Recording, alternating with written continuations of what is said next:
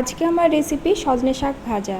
Vitamin, protein, fibre, calcium, potassium সমৃদ্ধ সজনে শাক আমাদের শরীরের জন্য কিন্তু খুব উপকারী। এই সজনে শাক হাই ব্লাড প্রেশার, সুগার, বিভিন্ন ধরনের ব্যথাতে কিন্তু উত্তম ওষুধ রূপে কাজ করে। কিন্তু সজনে শাক অনেকেই খেতে চান না। সেই কথা মাথায় রেখে আমি সজনে শাকের একটি নিরামিষ শাক ভাজা রেসিপি আপনাদের সঙ্গে শেয়ার করব। খুবই সুস্বাদু হয় এই সজনে শাক ভাজা। এর জন্য আমি কচি কচি সজনে শাকগুলো নিয়েছি, ভালো করে বেছে ধুয়ে নিয়েছি। এবার ছোটো কাপের 1 কাপের মতো মুগ ডাল নেব। মুগ ডালটা আমি শুকনো খোলায় ভেজে নেব।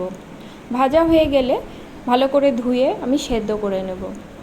খুব একটা কিন্তু সেদ্ধ করা যাবে না, গোটা গোটা রেখেই সেদ্ধ করতে হবে। আমার ডালটা সেদ্ধ হয়ে গেছে। একটা মশলা করে নেব। এর জন্য মিক্সির বাটিতে দিয়ে দিব ছোটো চামচের 1 চামচ সর্ষে, 1 চামচ গোটা ধনে, 4 থেকে 5টা কাঁচা লঙ্কা এবং 1 চামচের মতো জিরে। সব মশলা ভালো করে গুঁড়ো করে নেব। গুঁড়ো মশলাটা একটা বাটিতে নিয়ে নেব। আর নেব 1 বাটির মতো নারকেল কোড়া।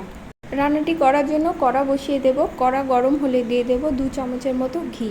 রান্নাটি ঘিতেই ভালো হয়। আপনারা যদি ঘি পছন্দ না করেন সেক্ষেত্রে ঘিটা স্কিপ করে সাদা তেল বা সর্ষের তেলেও করতে পারেন। ঘিটা গলে গেলে আমি এর মধ্যে গুঁড়ো করে রাখা মশলাটা দিয়ে মিনিট 2 মতো ভেজে নেব। মশলাটা থেকে একটা সুন্দর গন্ধ বেরোলে সজনে পাতাগুলো দিয়ে দেব। দিয়ে আরও 2 থেকে 3 মিনিটের মতো লো স্টিমে সজনে পাতাটা ভেজে নেব। সজনে পাতাটা কিন্তু বেশ মজে এসেছে। এবার আমি নারকেল কোড়াটা দিয়ে দেব। নারকেল কোড়াটা দিয়ে আরও মিনিট 2 মতো সব উপকরণের সাথে আমি ভেজে নেব। সজনে শাক এবং নারকেলটা সুন্দরভাবে ভাজা হয়ে গেছে, একটা সুন্দর গন্ধ বেরোচ্ছে। এবার আমি এর মধ্যে দিয়ে দেব স্বাদ অনুসারে নুন আর দেব হলুদ। সব উপকরণ দিয়ে আবারও ভালো করে ভেজে নেব। হলুদের কাঁচা গন্ধ চলে যাওয়া পর্যন্ত আমি শাক পাতাটা ভেজে নেব। আমার শাকটা কিন্তু বেশ মজে এসেছে। এবার আমি সেদ্ধ করে রাখা ডালটা দিয়ে দেব। ডালটা দিয়ে এবার ভালো করে ভাজতে হবে। গ্যাসের ফ্লেমটা মিডিয়াম করে দেব। দিয়ে মিনিট 5 মতো আমি ভেজে নেব। ভাজতে ভাজতে কিন্তু এই সজনে শাকটা এবং ডালটা বেশ ঝরঝরে হয়ে যাবে। ডালটা কিন্তু সেদ্ধর সময় অবশ্যই গোটা রেখে সেদ্ধ করবেন, গলে যেন না যায়। আমি স্বাদের জন্য অল্প পরিমাণে চিনি দেব, এটা অপশনাল, আপনারা পছন্দ না করলে নাও দিতে পারেন।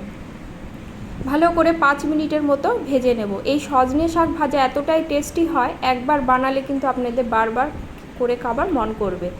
আজকে আমার এই সজনে শাকের রেসিপিটি যদি আপনাদের ভালো লাগে তা লাইক কমেন্ট করবেন এবং সাবস্ক্রাইব করে পাশে থাকবেন, এই অনুরোধ রাখছি। আমার সজনে শাক ভাজাটা হয়ে গেছে, গ্যাসের ফ্লেম অফ করে পরিবেশনের পালা। আজ তাহলে এ পর্যন্তই। দেখা হবে পরের কোনো রেসিপি নিয়ে। সকলে খুব ভালো থাকবেন। ধন্যবাদ সকলকে।